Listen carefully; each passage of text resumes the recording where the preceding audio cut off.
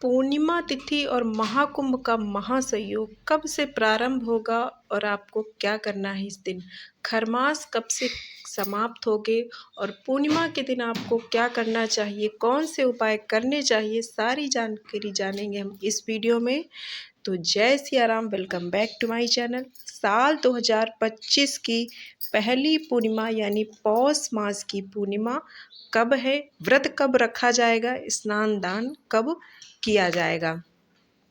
धार्मिक तिथियों में पूर्णिमा तिथि बेहद शुभ मानी जाती है और इस दिन व्रत करने के साथ ही दान पुण्य और स्नान करने का विशेष महत्व होता है। साल की पहली पूर्णिमा पौष पूर्णिमा के दिन मनाई जाएगी। इस दिन सत्यनारायण भगवान की कथा, स्नान दान का विशेष महत्व होता है। माना जाता है कि इस दिन किए गए स्नान दान पूजा पाठ करने से मोक्ष की प्राप्ति होती है और आपके जो दुख यानी जो पाप कष्ट हैं वो दूर हो जाते हैं। तो धार्मिक दृष्टि से पूर्णिमा तिथि बेहद ही शुभ मानी जाती है। इस दिन पूर्णिमा तिथि का व्रत करने के साथ दान पुण्य और स्नान करना चाहिए और इसी दिन से महाकुंभ का संयोग जो है वो भी प्रारंभ हो रहा है, इसलिए इसकी महत्वता और बढ़ जाती है। पूर्णिमा तिथि के दिन शाम के समय चंद्रमा की पूजा और अर्घ देने का भी विशेष महत्व माना जाता है। तो साल 2025 की पहली पूर्णिमा तिथि प्रारंभ होगी 13 जनवरी को सुबह में 5:30 से और इसका समापन होगा 14 जनवरी को सुबह 3:56 पर।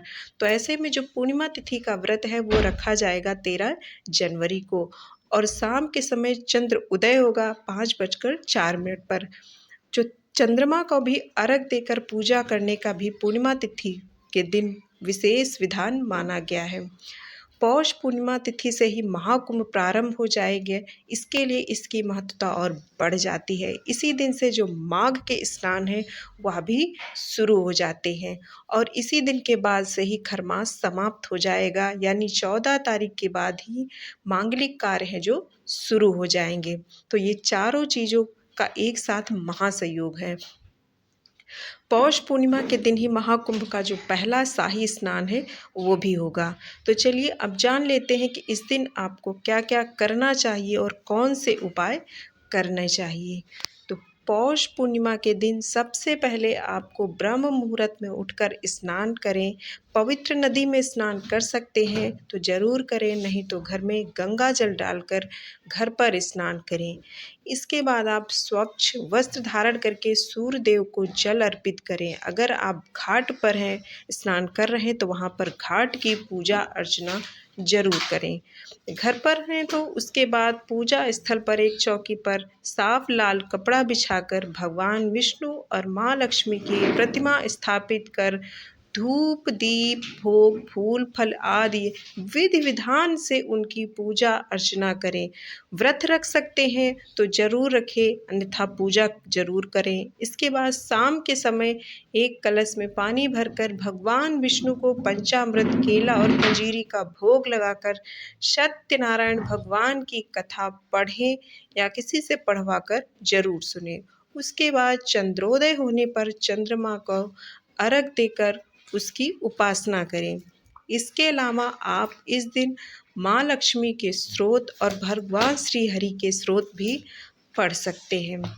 इसके अलावा आपको इस दिन दान अपनी सामर्थ्य अनुसार जरूर करना चाहिए। जिस भी चीज़ का दान आप कर सकते हैं या जिस चीज़ से सहायता कर सकते हैं जरूर करें।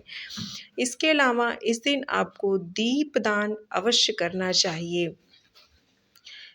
अपने मुख्य द्वार पर, मंदिर में, अपने पास के मंदिर पर, तुलसी जी के पास, पीपल के पेड़ के पास आदि जगहों पर आपको दीप जरूर जलाना चाहिए।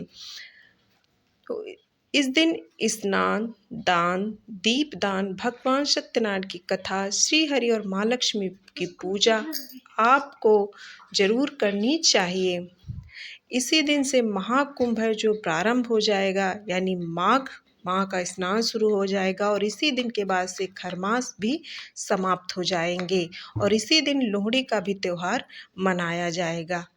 तो इन सारे त्योहारों का जो महासंयोग है वो विशेष आपको एक लाभ प्रदान करने वाला है। और जो पूर्णिमा तिथि का स्नान दान है उससे आपको बहुत ही ज़्यादा पुण्य मिलने वाला है।